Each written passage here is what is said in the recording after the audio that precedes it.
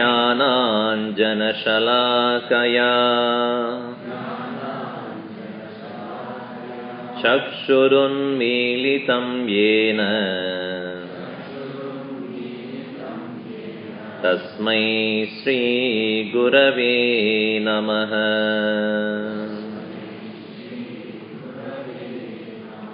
गुरुर्ब्रह्मा गुरुर्विष्णुः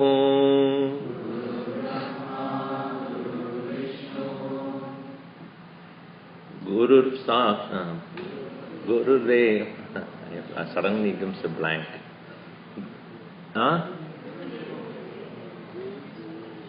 Gururdevo Maheshwaraha Gurureva Parabrahma Tasmai Shri Gurave Namaha.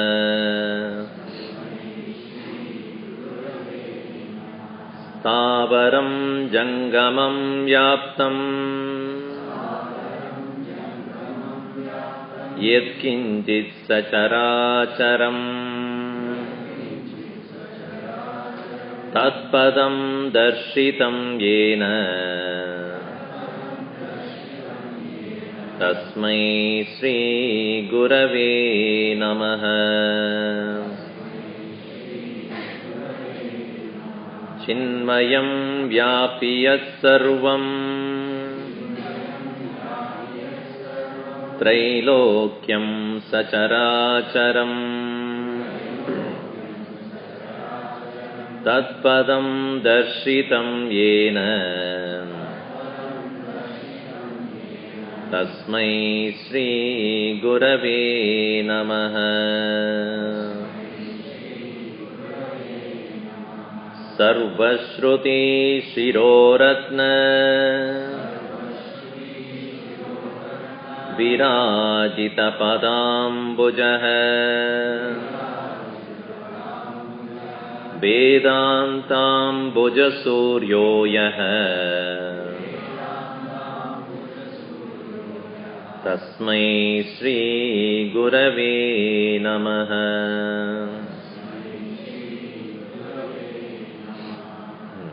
So we were seeing this Sarvashruti Shiroratnaha, the very crest jewel of all the scriptures, Virajita Padambujaha, and that which is the most shining lotus feet. Veda Ambuja, Vedanta Ambuja Suryaha Yaha. Yaha, he who is like the sun for Vedanta. If Vedanta is considered to be a lotus, the lotus will not open up unless there is the sun. Just like the sun is that which makes this lotus flower open up, similarly Guru is the one who makes an individual understand the scriptures. Shastra, when you say, Shasanat Shastram iti katyade. That which gives you guidelines. What is right and what is wrong, in the worldly sense also we need lot of guidance. How to drive a car, how not to drive a car, what to speak and what not to speak. For even worldly things, that is of worldly nature, Laukika Jnanam, for that also we need guidance. What to talk about Shastram? What about Atma Jnana? Many people think that, oh, I can do myself. Krishna says, Yes Shastra Vidim Utsrujya Vartade Karma Karataha Na Siddhim Avapnoti Na Sukam Na Param Gati. He who rejects the Shastra and does everything according to his own will, according to his own whim, na siddhim avapnoti. He never reaches any kind of accomplishment. Na sukam. There is no real joy. Na parangati. The supreme goal is not reached. The vimukti or moksha is not going somewhere. We all think there is some place called heaven where we have to go. Which is what most people believe in. And it's dramatized so well, beautiful also. Somebody is going there and then flying up above there. All sort of things. Krishna says, hell also you create here, heaven also you create here. Because the physical body is not going to go anywhere. It is drop dead here. What you have been owning is, oh, me, that's all gone. So the owner of this body is a subtle body. Sometimes it's called shuttle body because it shuttles from one to another. This physical body, which is called subtle body, Sukshma Sharir. Sukshma means subtle. It is that which experiences hell or heaven. Or in other words, it is that which creates the hell or heaven. Kama krodascha lopascha. Krishna says, Trividam naragasyedam dwaram nashanam atmana. There are three things which actually are doorways to hell. Trividam, edam naragasya, trividam dwaram. Three doorways. Atmanaha nashanam. It destroys you. Kama krodascha lopascha. Desire, anger, greed. Or it's called GAD against GOD. Greed, anger, desire. Kama krodascha lopas. Tasmad edatrayam tyajet. Give up these three. Then you create heaven here itself. Is it not? A person who is angry is not happy about it. I am so angry on you. I'm so happy about it. A person who is full of anger cannot be happy. Neither he is happy with anybody, nor he is happy with himself or oneself. So also with the man of desire and greed also. A man of greed is never happy with itself. He is restless all the time. I don't have this, I don't have that, I want this, I want more of it. And not only this, that he is unhappy with oneself, but also he lives a lonely life. A person of anger cannot relate with others so easily. A person who has desire cannot be happy with in the company of people. He was always looking about, when do I get it, when do I get it. A man of greed also, nobody would like to talk to that person because constantly talking about himself.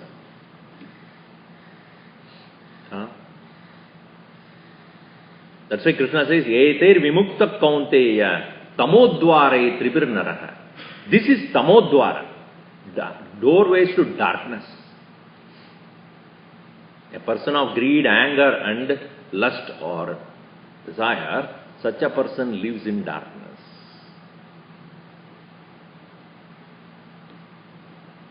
So, what we see here is, we don't need to go to hell, we create here. Similarly, we don't know to go to heaven, we can create here.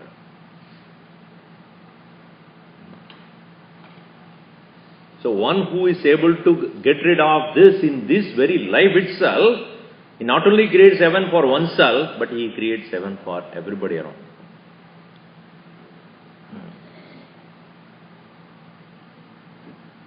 So here Shastra is to tell us how to do that. I often make this particular statement very clear. Religion is for those people who are afraid of hell. Spirituality are for those people who have been there.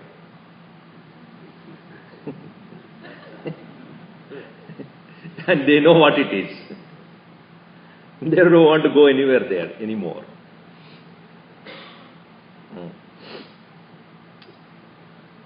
So you see, scriptures are for those people who want to create the heaven not outside, within themselves.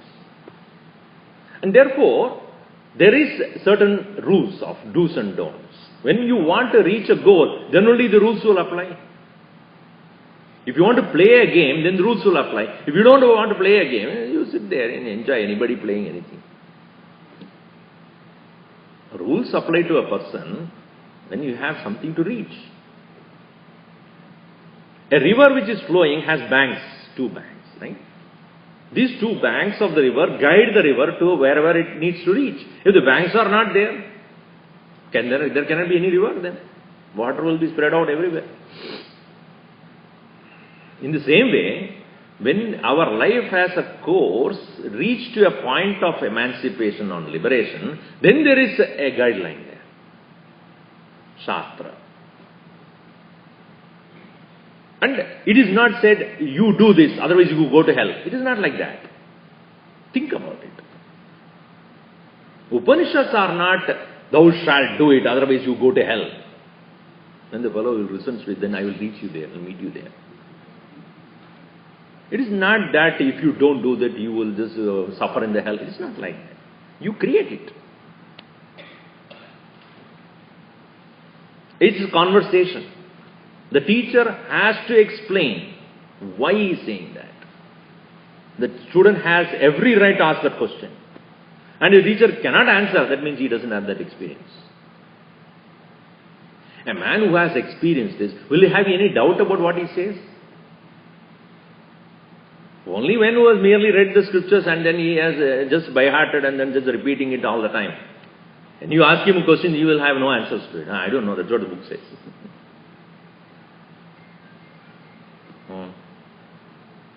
So, yes shastra vidimutsrajya vartade karma karataha. A person on his own does something, na siddhim avapnoti. He doesn't reach anywhere. Na sukham na param gatim. Tasmat shastram pramanam te karya akarya vyavastito. Therefore, what is to be done, what not to be done, what not to be done, that is given to you as a guideline in the scriptures. And that will be clear, like the lotus opens up for the sun, when the guru opens it up for the student. So that is why it says, Acharyavan Purusho Veda. A man who has the teacher knows. Acharyavan Purusha, a person who has Acharya or a teacher, Veda, he knows. So the Guru's role, as I have been saying, is not general preaching. It is guidance. It is a personal guidance for the individual to take one step at a time, move towards his own or her own goal. The teacher only indicates, he has to decide whether to want to go or not. Nobody will push you there. Because it is not an external goal which you can reach in a due course of time. It is that goal which you create within yourself, and the momentum is based upon your inspiration. How much you want to spend time and then dwell upon that, it's up to you. Say a spiritual goal is not an external objective goal which somebody can indicate X number of days you will reach there and pay me $500. That is not like that. So that is why it is said, Vedanta Ambuja Suryahaya. He who is a sun for the lotus called Vedanta. Vedanta is Vedanam Antaha, that which is the end of knowledge. What is end of knowledge? End of knowledge is wisdom. Is it not? End of knowledge is not ignorance. End of Vedanam Antaha. That's why Vedanto Nama Upanishad Pramanam. That what is said in the Upanishad as the highest goal called liberation, which is born out of wisdom, is the very goal of Vedas. So one meaning is Vedanta is what is there in the end of the book of Vedas. It's not a physical end, ultimate. Now all the actions should come and end in knowledge. That knowledge discussion is called Upanishad. So many things that we do, and over a period of time we realize so many things I've been doing which are not necessary. Slowly we come to realize that at some point of time we thought this is not to be done, that has to be done. So many things we have in our hand, we think that we will achieve something out of these things. And then slowly you realize that certain things are not necessary. So you become more and more clear about what exactly you need to do. And then, why it happens? It happens out of understanding, knowledge, not by any other means.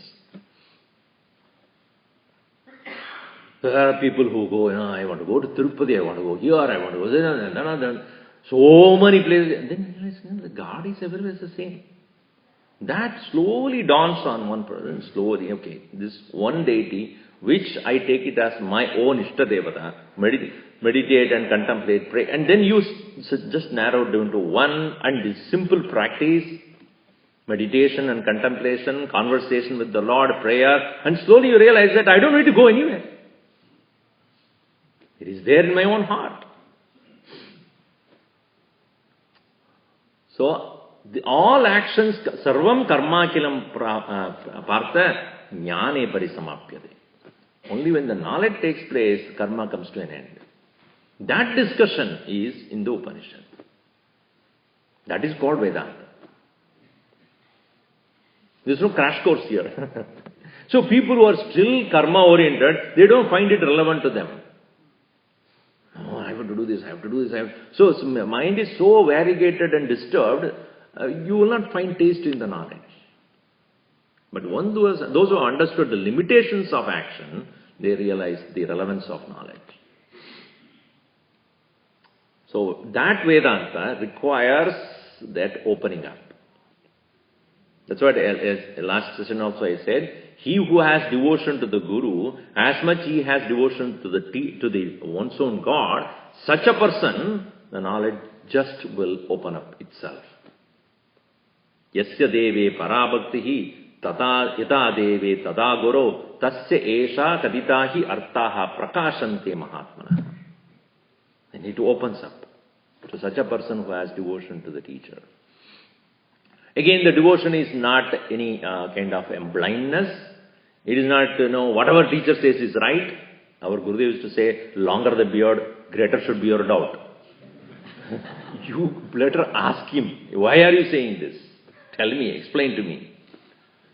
Main bakara hoon tero, therefore you should do it. And then you run away from that person.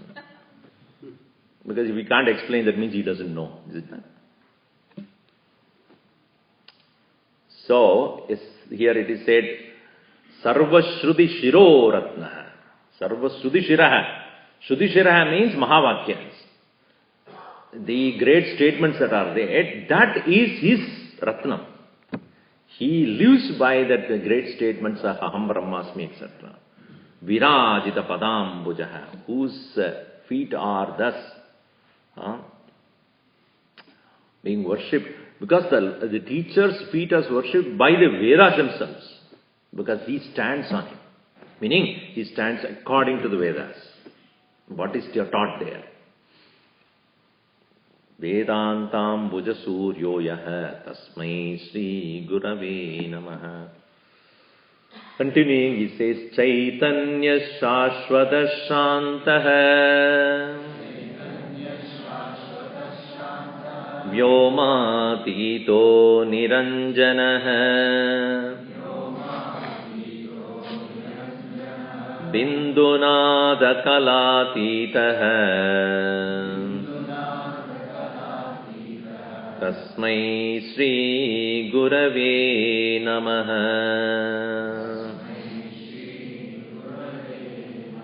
Together.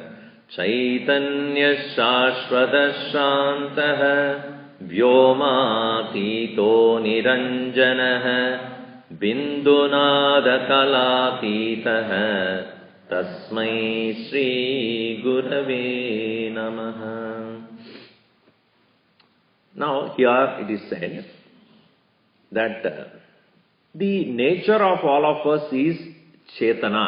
Last time I explained to you about that. The difference between Chit, Chitta and Chittam. I hope you remember. What is Chit? Utter silence. What is Chit? Consciousness. Chitta, mind. Chittam, good. Only few people get in memory that. The three should be really understood because it's often misunderstood, these three words. Chit, from there only the word Chaitanya has come. Chit Swarupam Chaitanyam. Of the nature of consciousness. So an individual who is of the nature of consciousness, meaning awareness, I know, I am. No, there's no doubt about it. Any doubt you are there or not? Swamiji, I doubt whether I'm here or not. Then meet me like outside. Huh? I have to talk to you separately. Aham Chaitanya Swarupa. And there's no doubt about that in anyone's mind, right? I am aware. Whether I am wearing anything or not, I am aware, but I am aware. I am awareness. Which is Shashvata. Which is not divided in any way, or it is not having any particular origin or an end. If you say consciousness has a beginning, from where? From unconscious. If consciousness has to begin somewhere, where does it begin? Who's talking? Anyway. So consciousness cannot have a beginning. Because if Chaitanya or consciousness has to have a beginning, what is the origin of consciousness? From where it will begin? It must be beginning out of another consciousness only. Like life begins from where? From inert. Life has to begin from life. Only life can beget life. So consciousness is not something which is of time bound. And it cannot end also. So, physical body is not consciousness. Physical body is matter. Therefore, it can end. But consciousness does not have an end at all. A thing that is conscious, it may not become conscious of other things, but it never loses consciousness about itself. Yesterday also we had a video session in that. Ashtavakra was asking that Bindi. He is asking this, there is a conversation between them going on, an argument. He is asking this question, to know the self, what is the means? Or to know the self, how does the self knows itself? It knows itself. Just like to know the sunlight, you don't need a light. It is self-resplendent. Oh, give me some flashlight. What? I want to find whether the sun has come out or not. If sun is out there, you don't need a flashlight to see it. Swayam prakasha swarupatvat, of the nature of self-resplendency. Similarly, this consciousness is of the nature of knowing itself. Of that nature, it can never be bound in time. Therefore, it is shashvata. It is of the nature of eternality. Chaitanya shashvata. And being so, being eternal, it is not afraid of losing itself or disappearing itself. It is never limited. Therefore, it is shanta, peaceful. So, what is my nature? Chaitanya shashvata shanta. I am of the nature of consciousness, which is eternal and peaceful. Vyoma atitaha. It is beyond space. Because in the physical world, space is considered to be that which is dimensionless. Is it not? Where does in time space begins? Where does in space space begins? Incomprehensible. So in our physical world, space is considered to be the subtlemost. It is even beyond that. Vyoma adita. Niranjana. Pure. Unpolluted. Chaitanya shashvata shanto vyomatito niranjanaha. And see, this incomprehensible at the same time which is real is indicated by the symbolic word or letter called Om. The Om that is there, up there, is an indicator of this which otherwise cannot be indicated. It's only a symbol, Om. It is one that indicates and it also supports in meditation. When you chant Om, it is not just merely the sound, but what it really indicates to you. So Omkara is a alambanam, a support. Edadalambanam sreshtam, edadalambanam param. Omkar. This Omkar, when you see Om, it has three parts, right? That's one round, one U there, and another U there, and a third U there. These are called kalas. Parts. Three parts.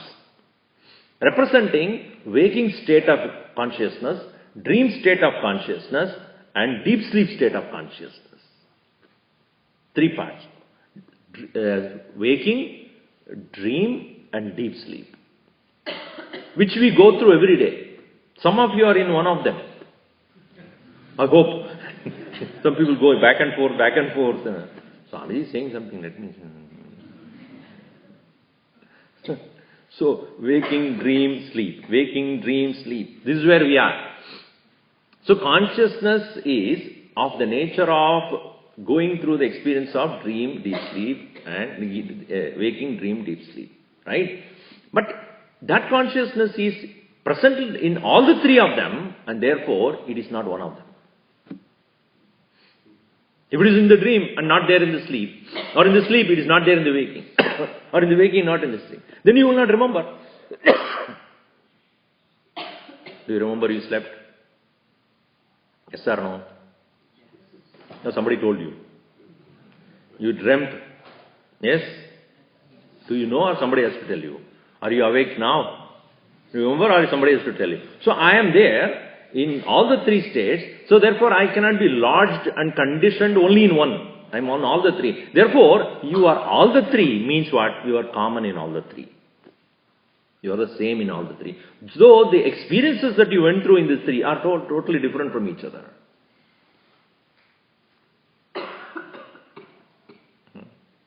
So that is indicated as a bindu there, and the dot there. That Ardha Chandra and dot. That's called bindu. So the kalas are these three, and then a bindu that is given there is to say that it is beyond these three. And Om, it is now given as a physical symbol, but in meditation, it is only nada, sound. A, U, and Ma. A representing waking, U is dream, and Ma is sleep, and silence is beyond this. Silence is there behind every sound. Whether you say A, whether you say U, or you say M, Aum. So when you make that sound of Om, and then follow it by silence, that silence is not just the absence of the sound which you made before, but recognize the silence even while making that sound. That means what? That consciousness is there in the waking state, in the dream state, in sleep state, and beyond also. In its own way. Bindunada kalatitaha. That even that silence that you are is only a close quarter to that self, the consciousness. Because these are all means to reach a point of stillness. Silence is not stillness. Silence is only absence of sound. Stillness is absence of the mind. That stillness is beyond Bindu Nada Kala. Bindu is an indicator of consciousness. Kala is all the three states. And Nada is the sound that leads to the silence. And it is beyond that silence also. Tasmai Shri Gurave Namaha. The teacher indicates this.